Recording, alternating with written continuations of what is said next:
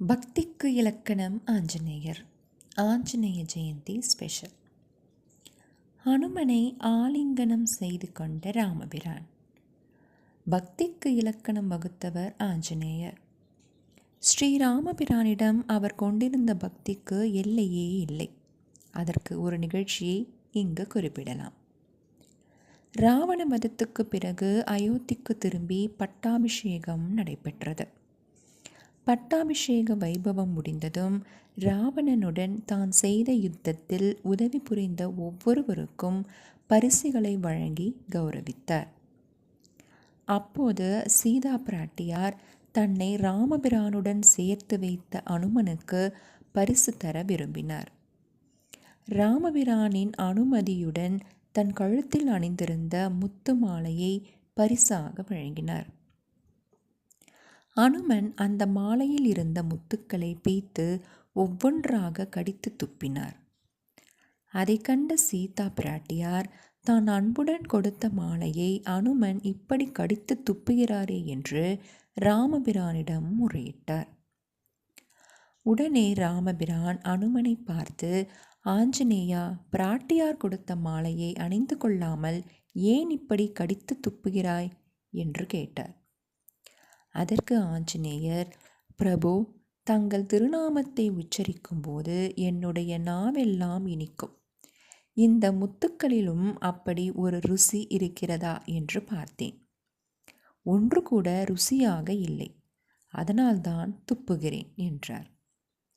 அப்படிப்பட்ட அனுமனுக்கு என்ன பரிசுதான் ஈடாகும் என்று சிந்தித்த ராமபிரான் அனுமனை அப்படியே கட்டித் தழுவிக் கொண்டார். தன் இதயத்தில் பிராட்டியுடன் ராமபிரான் இருக்கிறார் என்பதை உணர்த்துவதற்காக அவர் தன்னுடைய மார்பை பிளந்து காட்டியதாகவும் சொல்லப்படுவதுண்டு. ஆஞ்சநேயர் பக்தர்கள் கேட்கும் அனைத்து வரங்களையும் உடனுக்குடன் அருள்பவர். அவருடைய அருளை பெறுவதற்கு மிக சிறந்ததும் எளிமையானதுமான ஒரே வழி ராமநாமத்தை ஜபிப்பதுதான். அதை பற்றிய ஒரு ஸ்லோகம் இங்கு. யத்ர யத்ர ரகுநாத கீர்த்தனம் தத்ர தத்ர கிருதமஸ்த காஞ்சலிம் பாஷ்பவாரி பரிபூரணலோசனம் மாருதிம் நமத ராட்சசாந்தகம்.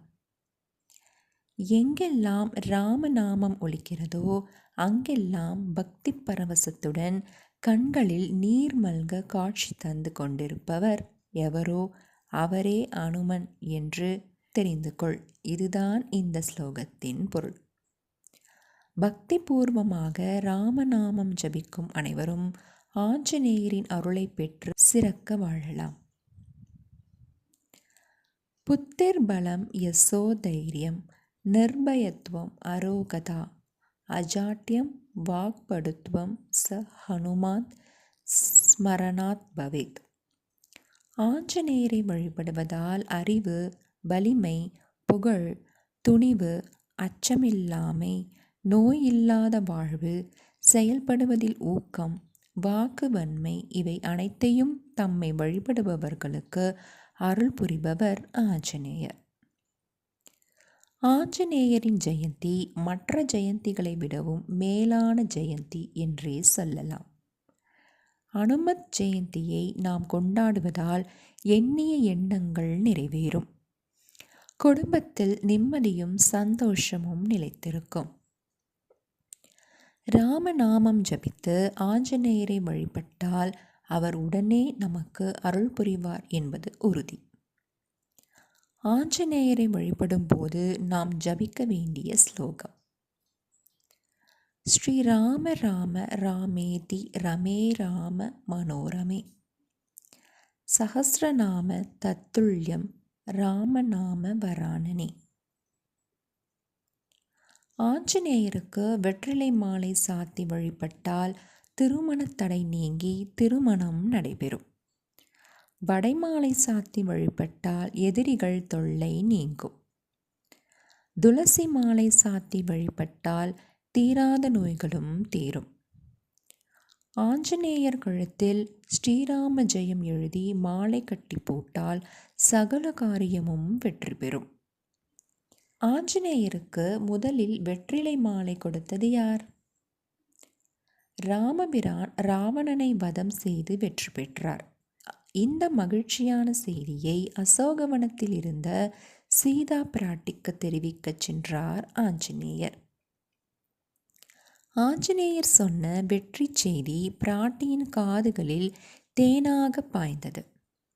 சந்தோஷத்தில் திளைத்த பிராட்டி ஆஞ்சநேயருக்கு என்ன பரிசு தரலாம் என்று யோசித்தபோது பக்கத்தில் படர்ந்திருந்த வெற்றிலை கொடி கண்களில் பட்டது. உடனே அந்த கொடியை பறித்து ஆஞ்சநேயருக்கு அளித்து, வெற்றி செய்தி சொல்ல வந்த உனக்கு இந்த வெற்றிலை மாலையை அளிக்கிறேன், ஏற்றுக்கொள் என்று கூறி அளித்தார். அதனால்தான் ஆஞ்சநேயருக்கு நாம் வெற்றிலை மாலை அணிவித்து வழிபட்டால் வெற்றி கிடைக்கும் என்பது ஐதீகம். ஸ்ரீராம ஜெயம். நன்றி.